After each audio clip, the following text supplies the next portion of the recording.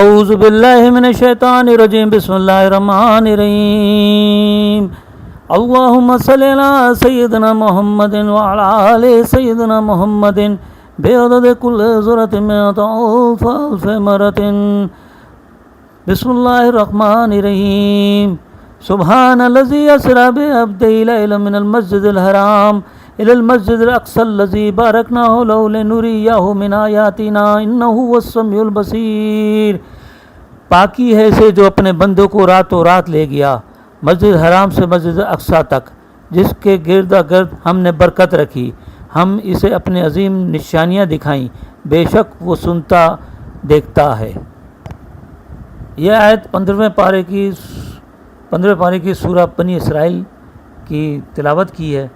اس میں اللہ تعالیٰ نے اپنے پیارے حبیب کو مسجد حرام سے مسجد اقصیٰ تک لے جانے کا اور اس میں جو گرد و گرد جو برکتیں تھیں دکھانے کے، عظیم نشانیاں دکھانے کے متعلق بیان دیا ہے۔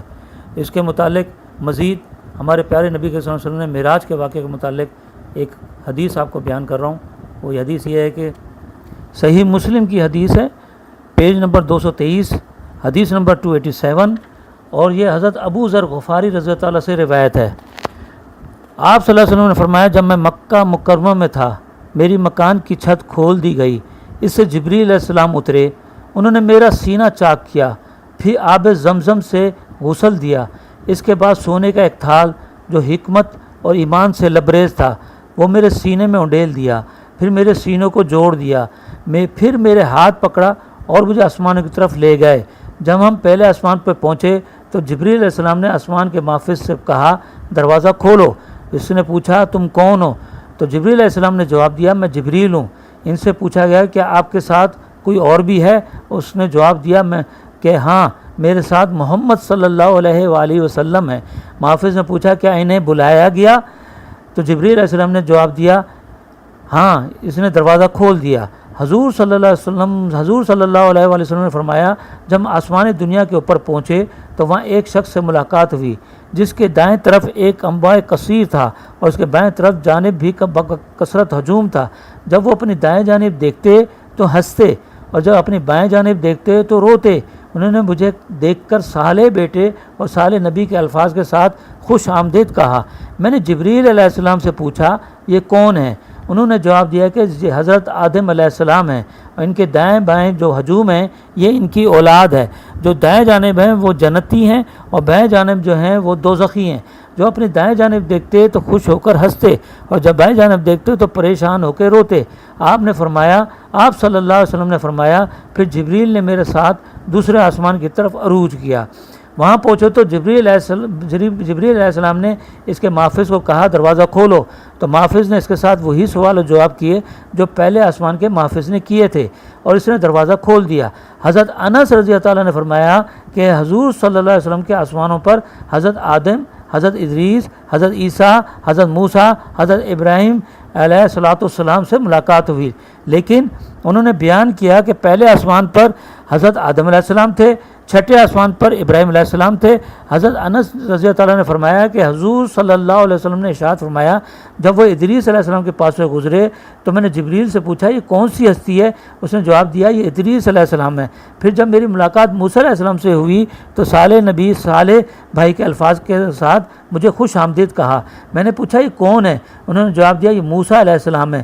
پھر میری ملاقات عیسیٰ علیہ السلام سے ہوئی تو انہوں نے صالح نبی اور صالح بھائی کے الفاظ کے ساتھ خوش آمدید کہا۔ میں نے پوچھا، یہ کون ہے؟ جبریل علیہ السلام نے کہا، یہ حضرت عیسیٰ علیہ السلام ہے۔ آپ صلی اللہ علیہ وآلہ وسلم نے فرمایا، میری ملاقات ابراہیم علیہ السلام سے ہوئی، انہوں نے صالح نبی اور صالح بیٹے کے الفاظ کے ساتھ مرحبا کہا۔ آپ صلی اللہ علیہ وآلہ وسلم نے فرمایا، میں نے پوچھا، یہ کون ہے؟ تو جبرائیل علیہ السلام نے بتایا کہ ابراہیم علیہ السلام ہے۔ ابن شہاب نے کہا کہ مجھے ابن حزم نے خبر دی کہ حضرت ابن عباس حضرت ابو حبا انصاری رضی اللہ عنہ فرماتے کہ رسول اللہ صلی اللہ علیہ وسلم نے فرمایا کہ مجھے معراج کرائی گئی، یہاں تک کہ مقام استوا پر پہنچا جہاں میں نے کلموں کے کچلنے کی آواز سنی۔ ابن حزم نے کہا کہ انس بن مالک رضی اللہ عنہ سے فرمایا کہ رسول اللہ صلی اللہ علیہ وسلم نے ارشاد فرمایا، اللہ تعالیٰ نے میری امت پر 50 نمازیں فرض فرمائی۔ میں ان نمازوں کو لے کر واپس لوٹا تو راستے میں حضرت موسیٰ علیہ السلام کے پاس سے میرا گزر ہوا تو انہوں نے پوچھا کہ آپ صلی اللہ علیہ وسلم کے رب نے آپ صلی اللہ علیہ وسلم کی امت پر کیا فرض کیا؟ تو آپ صلی اللہ علیہ وسلم نے فرمایا میں نے انہیں بتایا کہ اللہ تعالیٰ نے ان پر 50 نمازیں فرض فرمائی۔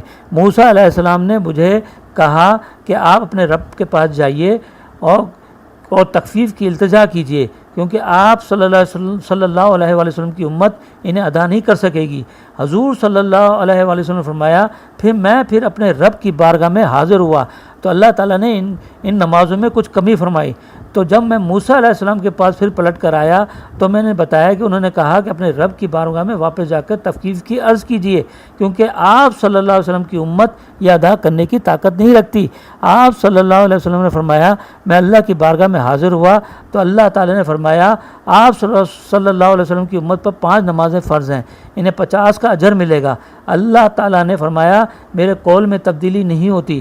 حضور صلی اللہ علیہ وسلم نے فرمایا جب موسیٰ علیہ السلام کے پاس پلٹ کے آیا تو انہوں نے کہا کہ اپنے رب کی بارگاہ میں حاضر ہو جائیں، تو میں نے جواب دیا اب مجھے اپنے رب سے حیا آتی ہے۔ آپ صلی اللہ علیہ وسلم نے فرمایا پھر جبریل امین مجھے لے کر سدرۃ المنتہا تک پہنچے تو اس کو ایسے ایسے خوبصورت رنگوں نے ڈھانپ رکھا تھا جن کو میں قیاس ہی نہیں بتا سکتا۔ پھر مجھے جنت میں لے جایا گیا جہاں موتیوں کے گنبد تھے اور مٹی مشک یعنی کستوری کی طرح تھی۔ صحیح مسلم جلد اول کی ایک حدیث ہے، حدیث نمبر 311۔ حضرت شفیق نے حضرت ابو ذر غفاری سے روایت کی ہے، انہوں نے فرمایا کہ میں نے رسول اللہ صلی اللہ علیہ وسلم سے پوچھا کہ آپ صلی اللہ علیہ وسلم نے اپنے رب کو دیکھا ہے؟ آپ صلی اللہ علیہ وسلم نے فرمایا اللہ تعالیٰ خالق نور ہے، میں نے اس کو دیکھا ہے۔ صحیح مسلم میں پیج نمبر 240 پہ یہ ایک واقعہ درج ہے جس میں حضرت امام احمد بن حنبل رحمۃ اللہ سے جب پوچھا گیا کہ کیا حضور صلی اللہ علیہ وآلہ وسلم نے شب معراج میں اپنے رب کو اپنے سر کی آنکھوں سے دیکھا ہے تو آپ رحمۃ اللہ نے فرمایا لقد را کہ یقیناً آپ نے اپنے رب کو سر کی آنکھوں سے دیکھا، اور آپ نے جملہ اتنی بار دہرایا کہ آپ کا سانس ٹوٹ گیا۔ اللہ تعالیٰ نے اپنے پیارے حبیب کو معراج عطا کیا، یہ وہ معجزہ ہے جو کسی اور نبی کو حاصل نہیں ہوا۔ اس معجزے کو عقل سے سوچیں تو پریشان ہو جائیں گے، لیکن اللہ کے لیے یہ کوئی مشکل کام نہیں ہے۔ اللہ تو مالک ہے، کن فیکون ہے، اللہ تو سب کچھ کر سکتا ہے، اور جب اللہ اپنے حبیب صلی اللہ علیہ وسلم کے لیے دنیا قائم کر سکتا ہے تو کیسے ممکن ہے کہ وہ معراج عطا نہیں کر سکتا؟ یہ ایک ایسا معجزہ ہے جسے کفار مکہ نے اس کی حقیقت کو ماننے سے انکار کر دیا اور طرح طرح کے سوالات کرنے لگے، اور ہمارے پیارے نبی صلی اللہ علیہ وآلہ وسلم نے ان کے تمام سوالوں کے جواب دے کر تسلیم کرانے کی کوشش کی، لیکن کفار مکہ نہ مانا۔ اور پھر حضرت ابو بکر رضی اللہ تعالیٰ سے معلوم کیا کہ کوئی ایک رات کے کچھ حصے میں مسجد اقصی اور سوانی کی کوئی سیر کر کے واپس آ سکتا ہے، تو حضرت ابو بکر رضی اللہ تعالیٰ نے پوچھا یہ کس نے فرمایا ہے؟ تو اس نے کہا کہ آپ صلی اللہ علیہ وآلہ وسلم نے فرمایا ہے۔ تو حضرت ابو بکر رضی اللہ تعالیٰ نے فرمایا اگر یہ میرے پیارے نبی صلی اللہ علیہ وآلہ وسلم نے فرمایا ہے تو یہ درست ہے۔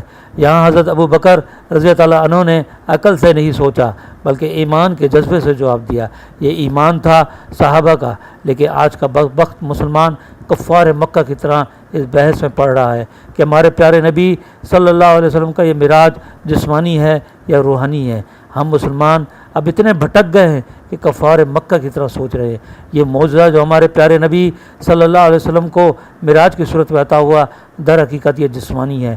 اس رات کی اہمیت کو پہچانو، کیونکہ اس رات ہمارے پیارے نبی صلی اللہ علیہ وآلہ وسلم اللہ کے روبرو ہوئے، جو کسی نبی کو یہ مقام حاصل نہ ہوا۔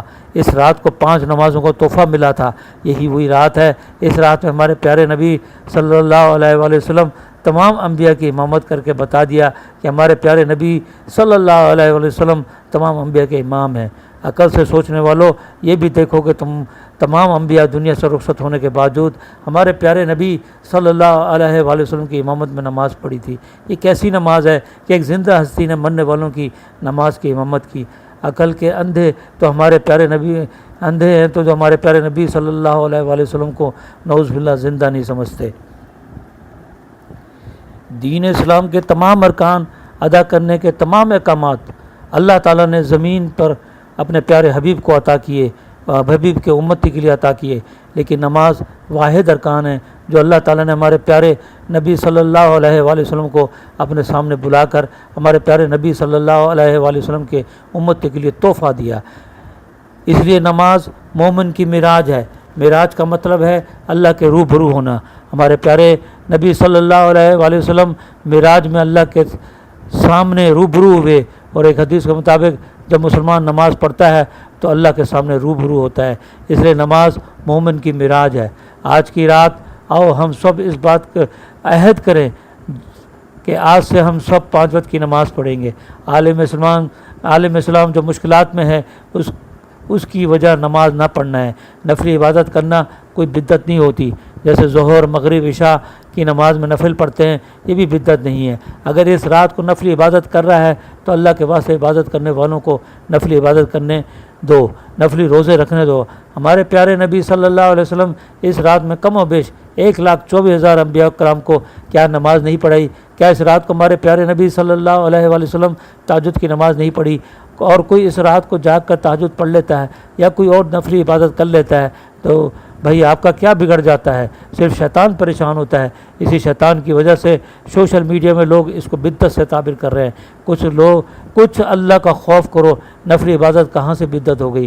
کچھ لوگ ابو جہل کی طرح باتیں کرنے لگے کہ ہمارے پیارے نبی صلی اللہ علیہ وسلم معراج نعوذ باللہ جسمانی نہیں تھا۔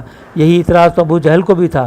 ایک رات کے کچھ حصے میں ہمارے پیارے نبی صلی اللہ علیہ وسلم کے پاس ہو کر آ گئے۔ حضرت ابو بکر صدیق رضی اللہ عنہ کا ایمان دیکھیے، انہوں نے فرمایا کہ اگر میرے نبی صلی اللہ علیہ وسلم نے فرمایا تو یہ سچ ہے۔ اللہ کا خوف کرو،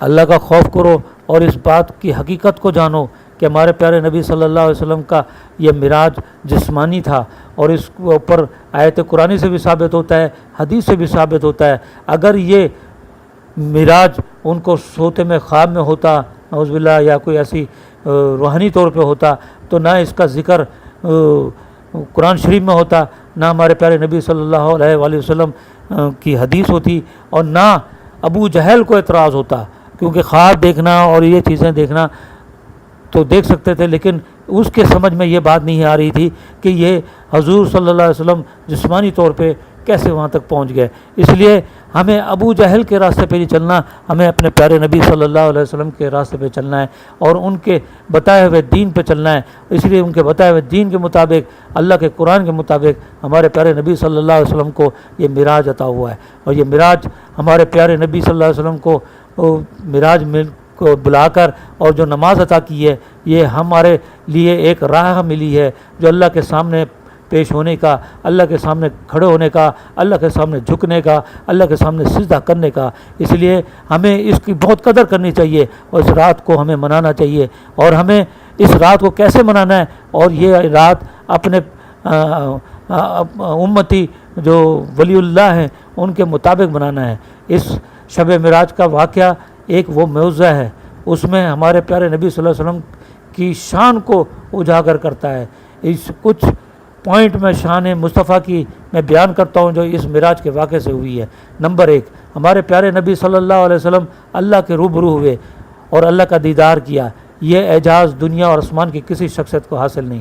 نمبر 2، شب معراج کے واقعے سے معلوم ہوا ہے کہ تمام پیغمبر مختلف آسمانوں پہ موجود ہیں، جیسے حضرت ابراہیم علیہ السلام وہ آسمان پہ موجود ہیں، لیکن ہمارے پیارے نبی صلی اللہ علیہ وآلہ وسلم کا اللہ تعالیٰ کے پاس موجود ہیں، جو کسی اور پیغمبر کو یہ شرف حاصل نہیں ہے۔ ہمارے پیارے نبی صلی اللہ علیہ وآلہ وسلم نے جس سواری میں سفر کیا وہ سواری براق تھی، جو نوری سواری تھی۔ اس نوری سواری میں کوئی ہم جیسا انسان سفر نہیں کر سکتا تھا۔ نوری سوار پر سوار بھی نور کا ہو سکتا ہے۔ اس سے معراج سے ثابت ہوتا ہے ہمارے پیارے نبی صلی اللہ علیہ وسلم نور کے ہیں۔ نمبر 4، سدرۃ المنتہا سے آگے حضرت جبرائیل علیہ السلام جانے سے منع کر دیا کیونکہ ان کے پر جل جاتے۔ تو ہمارے پیارے نبی صلی اللہ علیہ وسلم بھی تو نور سے بنے ہیں، لیکن یہ وہ نور نہیں جو حضرت جبرائیل علیہ السلام کا ہے، ایسا نور ہے جو اللہ کا دیدار کر سکتا ہے۔ نمبر 5، شب معراج سے معلوم ہوا کہ تمام انبیاء ہمارے نبی صلی اللہ علیہ وسلم کے مقتدی ہیں، کیونکہ تمام انبیاء نے ہمارے پیارے نبی صلی اللہ علیہ وسلم کی امامت میں نماز پڑھی۔ نمبر 6، شب معراج میں اللہ تعالیٰ نے ہمارے پیارے نبی صلی اللہ علیہ وسلم کی امتی کو 5 نمازوں کو تحفہ دیا، جس کے پڑھنے کا ثواب 50 نمازوں کو ہوگا۔ جو کسی پیغمبر کے امتی کو شرف حاصل نہیں۔ نمبر 7، شب معراج نے ہمارے پیارے نبی صلی اللہ علیہ وآلہ وسلم کے امتی کے لیے اللہ تعالیٰ تک رسائی حاصل کرنے کا روحانی راستہ دیا، جو کسی پیغمبر کے امتی کو یہ شرف حاصل نہیں۔ نمبر 8، ہمارے پیارے نبی صلی اللہ علیہ وسلم تمام آسمانوں کی سیر کرائے گئے، یہ شرف اور کسی پیغمبر کو حاصل نہ ہوا۔ نمبر 9، شب معراج جیسا معجزہ کسی اور پیغمبر کو حاصل نہیں ہوا۔ نمبر 10، اس رات میں ہمارے پیارے نبی صلی اللہ علیہ وآلہ وسلم کو حضرت جبرائیل علیہ السلام کا مکمل دیدار ہوا۔ یہ ایسا دیدار تھا جو شاید ہی کسی پیغمبر کو اور کسی ہستی کو عطا ہوا ہو۔ یہ وہ دیدار ہے جس میں حضرت جبرائیل علیہ السلام نے اپنے 600 پروں کے ساتھ پورا اپنا دیدار کروایا۔ یہ ہم خوش نصیب لوگ ہیں، ہم خوش نصیب امتی ہیں۔ حضور صلی اللہ علیہ وآلہ وسلم کو اللہ تعالیٰ نے معراج عطا کی، اور معراج کا جو سب سے بڑا تحفہ جو نماز کی صورت میں ہمیں دیا، ہمیں اس کی قدر کرنی چاہیے، ہمیں اس معراج کی رات کی قدر کرنی چاہیے، ہمیں اس نماز کو 5 وقت کی باجماعت پڑھنا چاہیے۔